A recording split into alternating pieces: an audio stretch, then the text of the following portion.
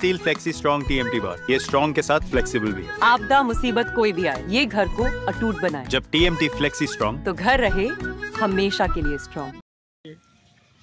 ये घर बार भांगी गए केंगरो भांगी केंगरो भांगी घरला दोनों उठाई दे आइज हां 50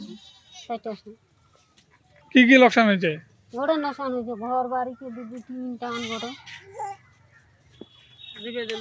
বুঝারা তো জবান মাসা রাত খাতে মেম্বার প্রধান লাগানো সহযোগিতা হলো না মেম্বারটা তো নাই কে আপনার বাড়ি এই ভাঙলো কিভাবে হাওয়ার জন্য হাওয়া ঝড় বৃষ্টি ও কোথায় এই জায়গাটা মানে কি পরিমাণ ক্ষতি হতে পারে 1-1.5 লাখ লাখ টাকার মতো ক্ষতি হয়েছে না? আচ্ছা কি ক্ষতি হয়েছে? 2-4টা ঘর ভাঙছে ঘরগুলো ভেঙে গেছে মানে ঝড়ের কারণে ভেঙে গেছে। ঝড়ের কারণে তোমার নাম কি? টাইমে এই জায়গাটা কোথায়? সুন্দরী ये स्टाइल का मामला है। रूपा फ्रंटलाइन।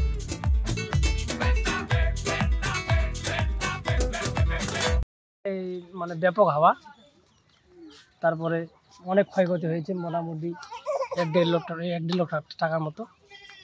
মানে কখন ঝড় হলো? এই আজকেই আধা ঘন্টা আগে 4টার সময়। এই জায়গা কোথায় এটা? এই ঠুনঠুনিয়া টুনটুনি দাসপুর গ্রাম পঞ্চায়েত। দাসপাড়া গ্রামে। এই বাড়িতে কার? বাড়িটা আমাদের এইখানকারই নাম কি ওনার? কাইমুল হক আর আকিমুল।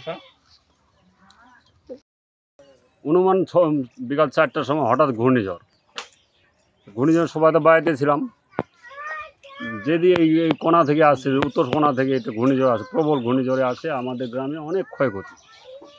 এই বাড়িতে যে আছে কাইমুল আর 2 ভাই আকিরুল, এদের একদম শোবার ঘর ভেঙে চুরমার হয়েছে। অ্যাডবেস্টার টিন ছিল, 2টা শোবার ঘর ছিল, একটা রান্নাঘর।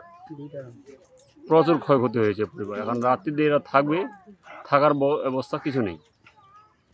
দেখেন আমরা পঞ্চায়েত থেকে কিছু না করলে দেখি ব্লক লেভেল থেকে কিছু কালকে ত্রাণের ব্যবস্থা করতে পারি। যোগাযোগ করো, কালকে যাব। আজকে তো রবিবার। কোথায় এই জায়গাটা? এটা ঠুনঠুনিয়া গ্রাম, নিমতলা মোড়, দাসপুর গ্রাম পঞ্চায়েত। দাসপুর গ্রাম পঞ্চায়েত। মানে ঝড়ে এইসব হয়েছে? ঝড়ে প্রবল ঝড় বৃষ্টি, ঘূর্ণিঝড় দুপুর 4টার সময় বিকাল।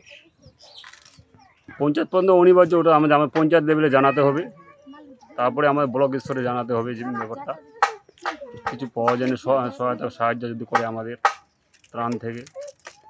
এই যে ঘর দুটো ভেঙেছে মানে শোয়ার ঘর নাকি? 2টাই শোবার ঘর, 2 ভাইরা আছে, 2টা শোবার ঘর, 2টা রান্নাঘর, 4টা ঘরে মোটামুটি অ্যাডবেস্টার টিন উপরে ছিল।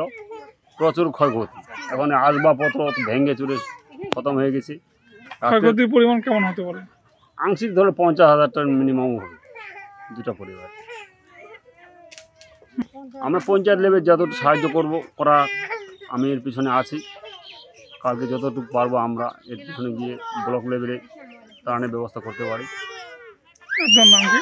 আমি কামাল উদ্দিন, গ্রাম পঞ্চায়েতের সদস্য।